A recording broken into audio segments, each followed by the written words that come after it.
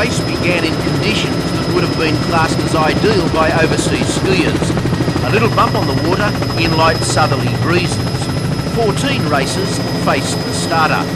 It was soon obvious that it was to be a race in two, with Australian champion Jeff Hardacre behind Assassin, maintaining a narrow lead over the Belgian Bertels, who seemed content in the early stages at least to trail the Australian, waiting for mistakes. It came just 800 metres into lap 8 when Hardacre fell.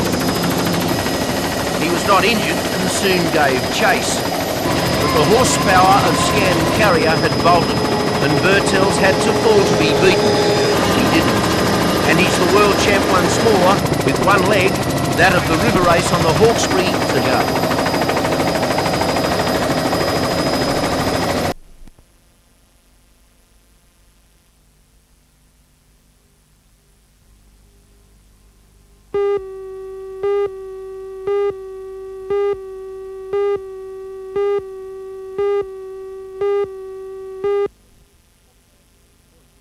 Better than machines. 4 years ago, BHP took on 269 apprentices, 4 of them females. 221 have now completed their courses, but only 49, all of them boys, have been offered jobs by BHP. Beverly Barrack, the only girl to so far qualify as a fitter and turner with BHP, is naturally disappointed she didn't get a job, especially after the blaze of publicity which accompanied her originally being signed on by the company. I guess it's hard to ask you to judge, but do you think on the standard of your work you could have been included in the 49 that did get jobs here at the end of their apprenticeships? I think I could have had a place, I'm not sure, because, you know, we don't really get told. But there was quite a few kept on that were better than me, but I still think I could have had a place somewhere in there. You think being a girl worked against you? Yeah, in some ways I think it did. Has it been hard? You were the first to take on this apprenticeship. Has it been really hard? In ways, yes, it has. There's been times that I wish that I had left, that the people were just really bad. In the last few months, they've been really good to me. It's been a real complete change around. But throughout my apprenticeship, I had some really hard times. What happens now? Are you going to have to face that sort of bias again in trying to find a job, do you think? Yes, I think so, because a lot of companies outside haven't taken on girls as yet in either apprenticeships or trades. And so we're the first tradespeople out. And not having any experience behind us and being the first out, I think it's going to be really tough getting another job.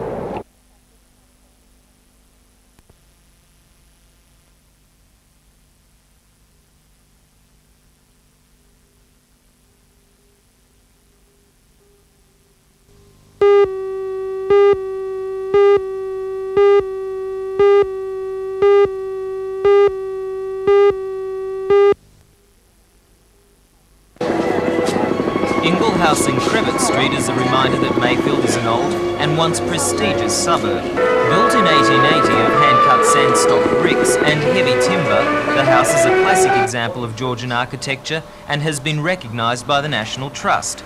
For many years it was owned by BHP and used as the residence of the Newcastle Steelworks manager.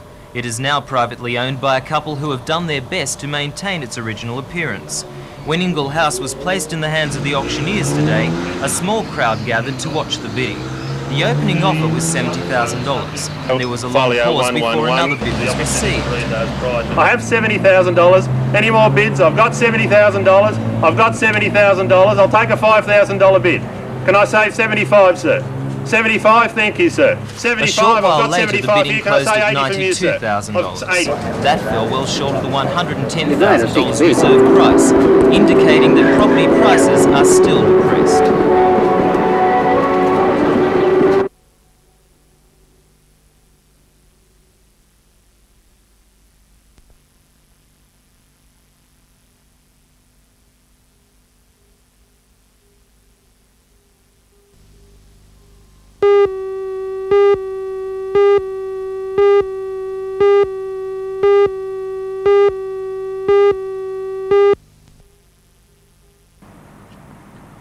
The day began with a landing by Governor Phillip, just as it had on the 26th of January 1788. In this case, the landing was on Horseshoe Beach, and the dinghy used was rather more elaborate, a RAF search and rescue craft.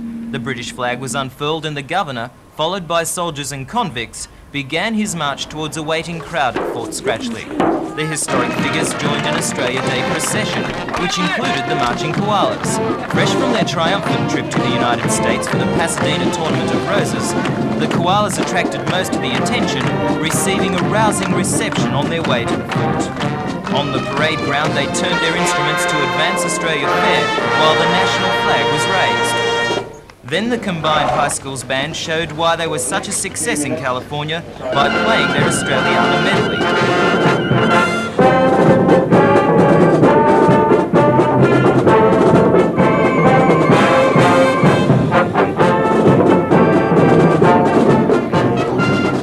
Then things went slightly sour when the humid conditions affected several band members. Yet it was the only unhappy moment at the fort, with thousands of people coming to browse its stalls and to have fun. Most will remember these Australia Day observances for their carnival atmosphere.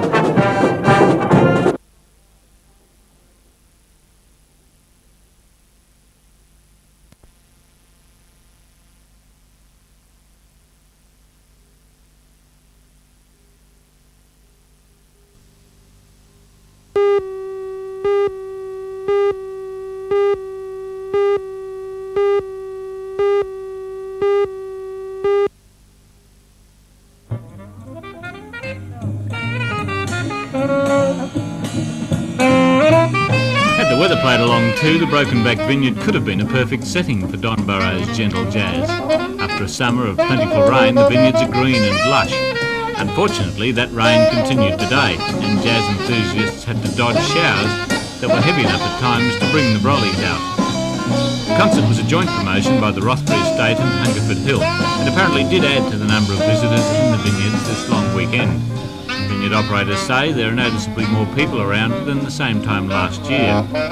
For those not deterred by the grey skies, today's concert gave them Burrows at his easygoing best.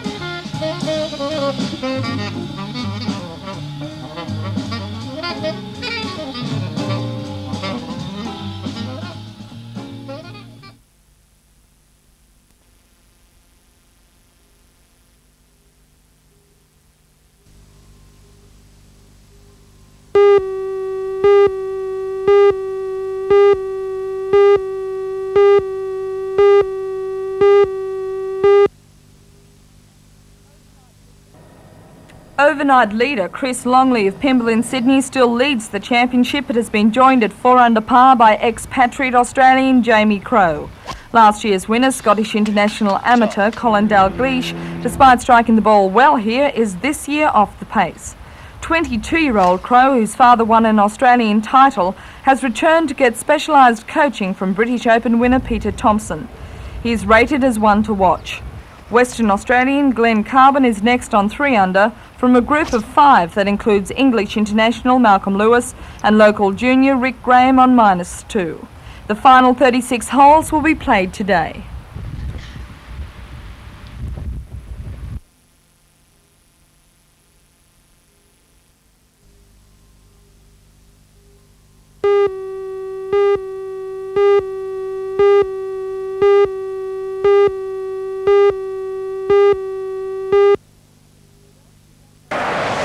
For those who don't know Hans Tolstrup's record, this would simply be another fuel economy jaunt around our fair shores. But take into account that Tolstrup never does anything the easy way and is continually proving the critics wrong. This trip is a quest to better the elusive average of 2.4 litres per 100 kilometres, or in imperial terms, 100 miles per gallon. Hans and his Daihatsu Charade Duet diesel will take 24 days to make the 16,000 kilometre trip. Hans is stopping into Daihatsu dealerships in every major city he passes through. And yesterday, on the first day of his journey, he stopped into Newcastle. The sub-1 litre power plant in the new diesel car is a standard model in Japan, but as yet it's not available in Australia.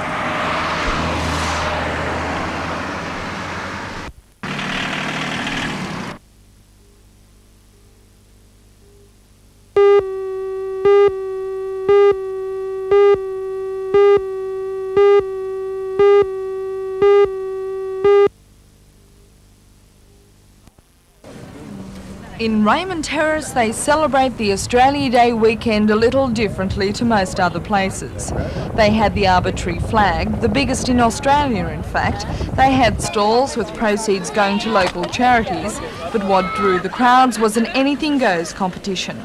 Probably what amazed most people was, why would anyone put themselves through these gruelling tasks? Well, 250 people in 40 teams decided it would be a great way to spend one day of their long weekend. In fact, the event went over with such a splash that the organisers are planning a repeat performance next year.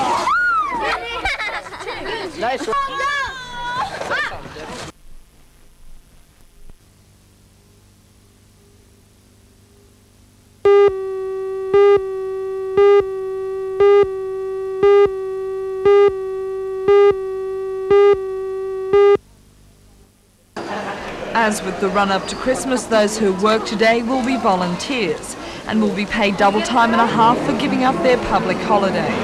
Woolworths, Norman Ross, David Jones, Kmart and Coles are the largest stores opening their doors. And once again, it will be up to the individual small shop owners whether they follow the suit of their corporate counterparts. Unlike last month, the Shop Assistants Union has made little comment about the opening. President of the Retail Traders Association, Mr John Scott, says the shopkeepers are expecting a good day's trading, especially if the wet conditions continue.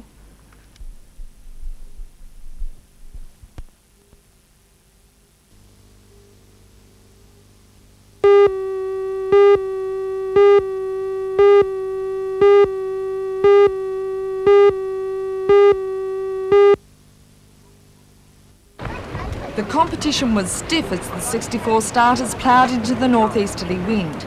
The gusts pushed the skiffs along at speeds of between 12 and 15 knots, in conditions that have been described as very good. The fastest time in the race was taken now by the Australian champion Dennis Tanko of St George in Burwood Calendar, but the first three places went to local guildsmen. Darren Nicholson from Belmont took out first place on his boat, Marks Point Marina. Second place honours went to Schweppes, skippered by John Millward of Belmont, and third place went to Shane Timmins of Belmont on Melpan. Today's big race, the Tia Maria Belmont Bay Championship, will begin at 2 p.m.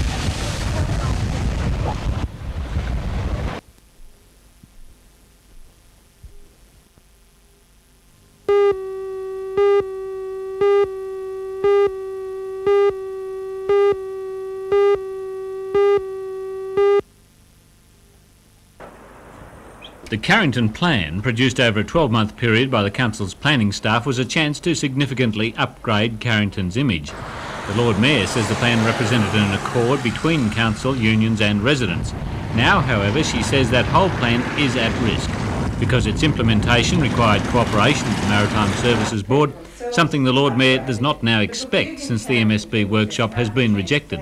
It was a beautiful plan, and for the first time, Newcastle City Council could be proud of themselves. The planning department spent days or months of work over there getting the plan. Now the planner, on the day of the meeting, the city planner, warned the leaders of the Trades Hall Council, I understand, and he warned the residents group leaders, and yet they didn't go over and tell the public meeting of their concern.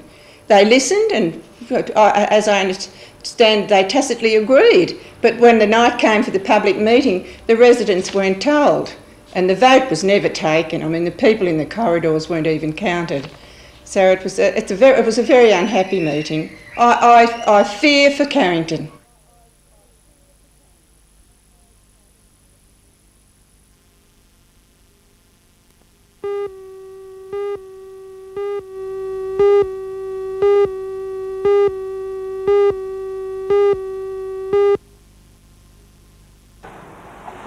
The issue of how to provide an additional 2 traffic lanes over Swansea Channel and through the town has long been surrounded by argument. And according to local residents, that argument is not over yet, in spite of the Department of Main Roads publishing plans of a duplicate low-level bridge and a second dual carriageway running alongside the small park in the town. They say they had been promised a chance to discuss the final plan. It was agreed that the final plans would come back to the local community for their comment and discussion. Realistically though, do you think you've got any hope of getting the government to change its mind on this issue?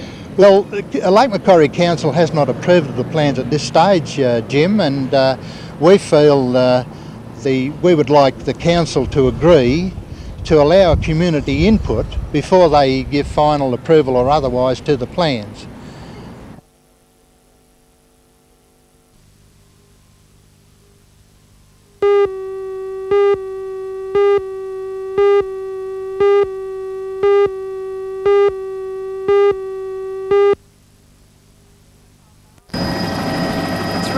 Hours, 22-year-old Rod McLaughlin clung to the willow tree in the middle of the raging Hunter River at Denman.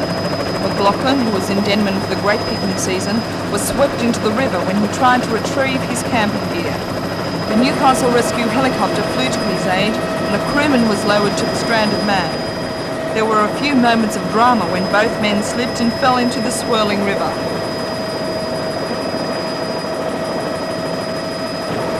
Once the harness was secure, the man abandoned his leafy refuge for a more secure spot, and he couldn't contain his relief when his feet were once more planted on dry ground.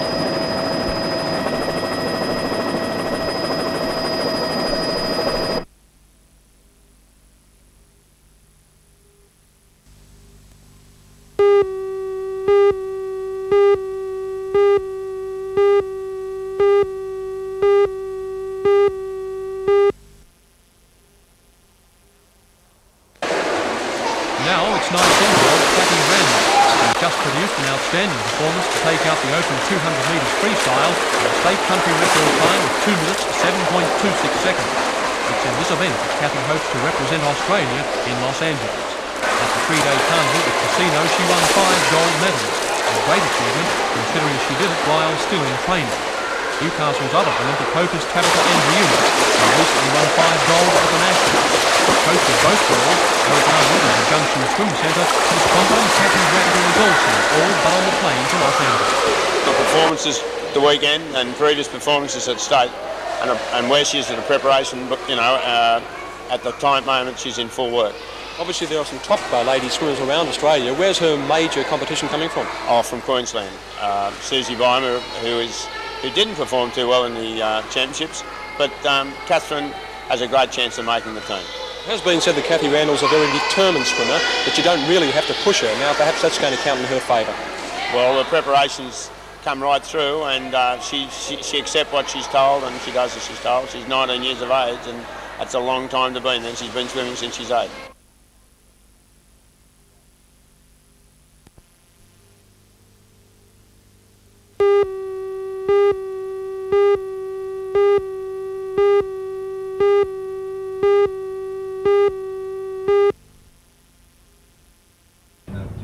This afternoon, the Netball Association and Newcastle area Members of Parliament met with State Leisure, Sport and Tourism Minister Michael Cleary to discuss possible government aid for the State Age Netball Championships scheduled for Newcastle in May. The result? Mr Cleary agreed to grant $90,000 to the association, a match dollar for dollar by the association's own fundraising efforts. The $180,000 will be used to finance the 20 synthetic netball courts at National Park for the championships. I'm pleased to announce that it's the first grant that I've been able to allocate under the Capital Assistance Program, and the Newcastle Netball Association will be receiving $90,000 from the government to enable them to complete and develop their all-weather courts. The discussions took some time. Were there any problems? No, the only problems, of course, were all the local members had to agree because with a grant of this size, some of them had to relinquish some of the money that may have gone to their area. But we've seen great cooperation here, and I would say that the Netball Association have worked diligently, particularly in the way they've presented their case.